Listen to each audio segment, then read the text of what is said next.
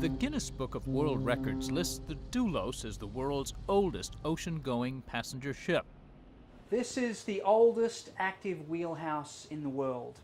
Built in 1914, 2 years after the Titanic, it originally hauled onions from Texas to New York. It was turned into a luxury liner soon after World War II. But longevity isn't the Doulos' only claim to fame. It also claims to be the world's largest floating bookstore. Not that there's much competition. 3,125. In the late 1970s, a German charity called Good Books for All purchased the Doulos to fulfill what it calls a Christian mission to bring literature to the world's poorest people. We believe that as a faith, God cares about people and the whole person, not just the spiritual side, but also educational side. We do believe that Christian books, we do have a large selection, but the majority of our books are non-Christian.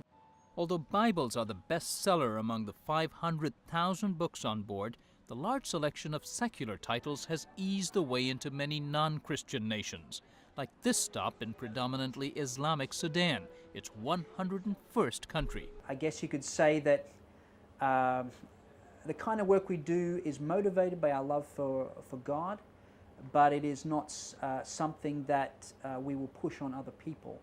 In fact, here in Sudan, the Quran was displayed right next to the Bible, as much for display as for sale. They can get them anywhere here. Why would they come to the Doulos to buy a Quran? But we do want to show sensitivity. It's largely something to be sensitive and to show respect for the majority religion here. Customers we talked to said they appreciate that. The ship's Christian affiliation was not an issue. It's not a problem. All books give knowledge. Mostly they appreciate a chance to buy books that are difficult or impossible to find locally. I was searching for Hamlet for years, you know.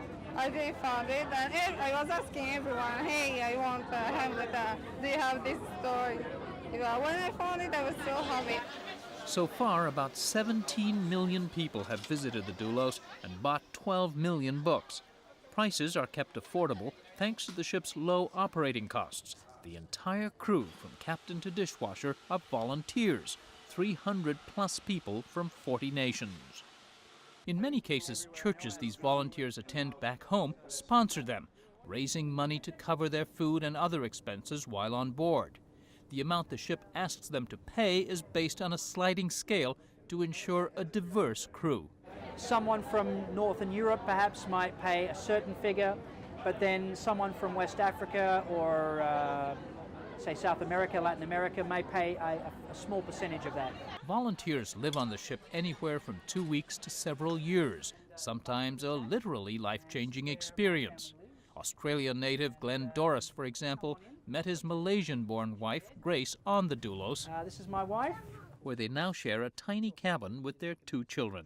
We have a map on the world. This is just so we can find out where we are. Most people don't have to have a map in their main living room, but we have to because we have to figure out where in the world we are today. The adventure of international travel is an obvious attraction for volunteers. For others, the onboard community of faith is a big draw. Gary Bartow, a retired businessman from San Diego, is the ship's electrician. It's really got a lot of things that I really love to do. I like to do the electrical work.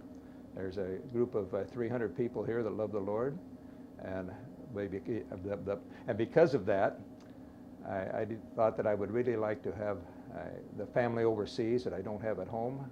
Bartow plans to leave the Doulos next year after 5 years at sea.